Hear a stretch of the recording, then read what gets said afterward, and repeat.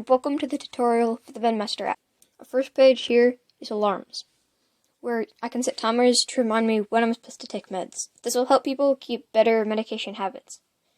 Our next page is prescriptions, where you can keep track of when you got prescriptions, when you need to refill them, how many days you should have, and how many pills you should have, which will help people remember when you should take things back so you don't have as many bottles of half-used medications lying around your house.